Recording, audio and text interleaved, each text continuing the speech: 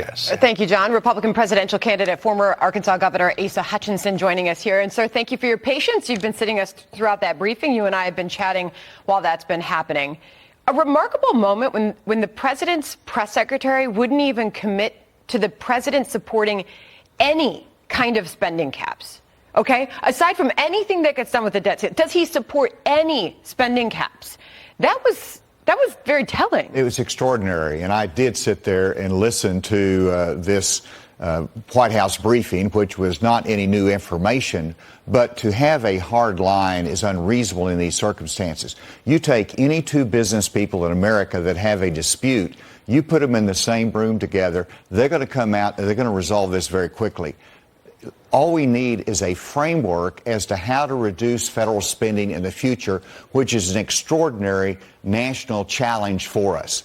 We don't have Governor, a balanced budget. We need facts. Where are they spelling out these 8 million job losses that would ensue? Where is it? Where's the economic team? That's my question. We're listening to Karine Jean-Pierre, and she's obviously just trying to do her job. But isn't this an urgent moment where the president's economic team should be up at that podium taking questions? It's an urgent moment, and it's also something that is resolvable. The White House has made a decision. They want to use this as a political wedge point. They want to divide. They want to name call MAGA Republicans and put the blame there. And whereas all it takes is a framework as to how we're going to reduce this. This is something that is resolvable. The United States cannot default on its debts. Everyone knows that. We cannot do that. The Republican plan does not default on the debt. No, they have a plan in which they have presented how they would extend the debt and how they would provide a budget that would reduce spending in the future.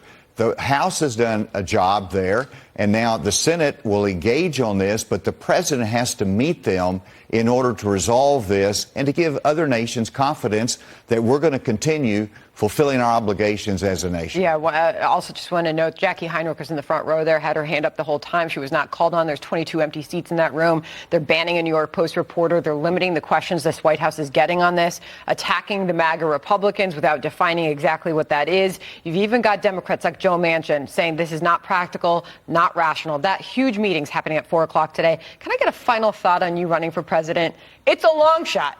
What's your plan here? Well, how do you win? Well, you avoid distractions and keep your eye on the ball, which is the problems that Americans face, whether it's the extraordinary border security issues and the influx that we're going to see in the coming days when Title 42 is lifted. And when you talk about my experience of working on border security issues, drug enforcement issues, that's the case that you have to make for the American public. We've got a ways to go, but we're not distracted like some of the other candidates are with a whole host of other issues. We're focused on the real problems of Americans. Governor, I appreciate you joining us here in New York City. Thank you, sir. Thank you, Sandra. Great to be with you. Great to be with you. All right, John? Always good to see you.